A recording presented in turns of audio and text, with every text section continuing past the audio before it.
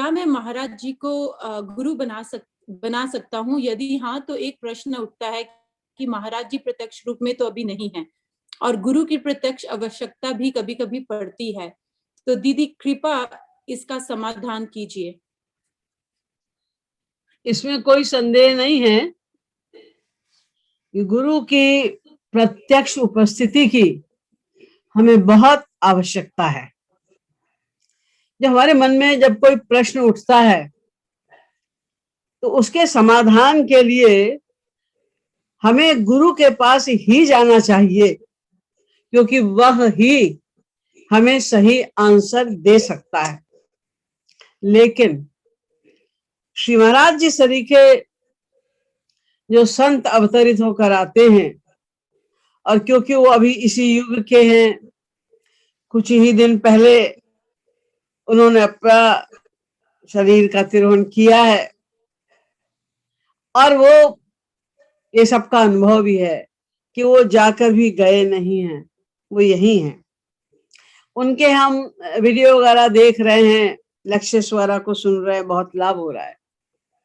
तो उन्हें गुरु मानकर यदि हम उनकी फिलॉसफी को फॉलो करें, और यदि कभी कोई प्रश्न उठता है, कोई शंका होती है, कोई दुविधा होती है, तो एक किसी ऑथेंटिक प्रचारक के, जो श्री महाराज जी के प्रचारक के, उनसे हम उसका समाधान कर सकते हैं। यद्यपि वो बात तो नहीं आएगी श्री महाराज जी स्वयं होते और वो उसका उत्तर देते, तो कुछ बात ही कुछ और थी। लेकिन हम लोगों ने जो भी महाराज जी से सीखा है, एटलीस्ट हमारे पास फिलॉसफी सही है महाराज जी की, और यथासंभव हम ये कह भी सकते हैं कि हमारा उत्तर सही ही होगा, प्रचारकों का उत्तर सही ही होता है, क्योंकि उनके पास फिलॉसफी है। तो उसके सहारे कम से कम सही रास्ते पर चल सकते हैं।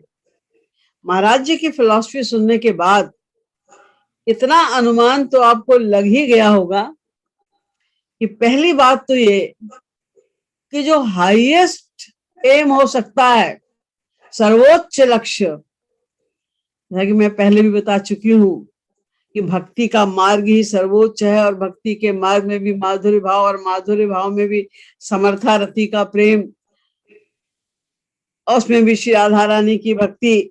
तो ये हाईएस्ट चीज है, ये जिससे कि महाराज रस तक की प्राप्ति हो सकती है, वो एम लेकर चल रहे हैं।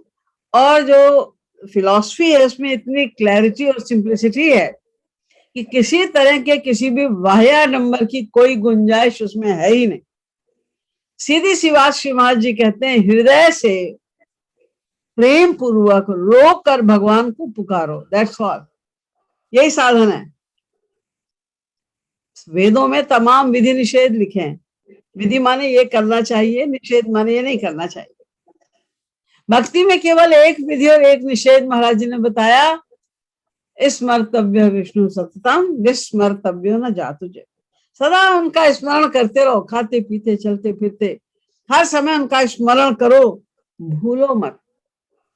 और ये मन में विश्वास बढ़ाते जाओ कि वे ही हमारे हैं, उनको पाना ही हमारा लक्ष्य है। और हमने कुछ भी पा लिया, वेद व्यास जी ने लिखा, यत् पृथिव्याम व्रीहेयम हिरण्यम पशव स्त्रियः नालमेकस्य पर्याप्तम तस्मात् तृष्णाम परित्यजेत। अगर सारी पृथ्वी का साम्राज्य भी तुम्हें मिल जाए तो भी तुम सेटिस्फाइड नहीं हो सकते, सुख नहीं मिलेगा, सुख है ही नहीं उसमें। सुख माने ही भगवान होता है, भगवान माने ही सुख होता है, मिलेगा ही नहीं सुख।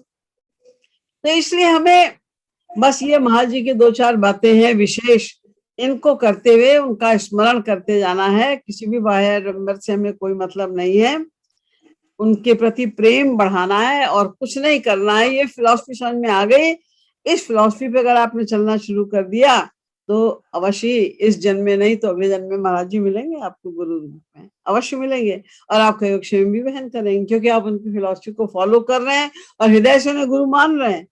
वो तो सबके हृदय में है ही, आप उनको हृदय से पुकारेंगे तो आपके पास ही आपको गाइडेंस मिलेगी। लेकिन फिर भी प्रत्यक्ष उनके रहने की तो बात ही कुछ और है, वो लाभ तो नहीं मिल सकता। वो तो हम लोग भी महसूस करते हैं, हमें भी वो लाभ नहीं मिल रहा है।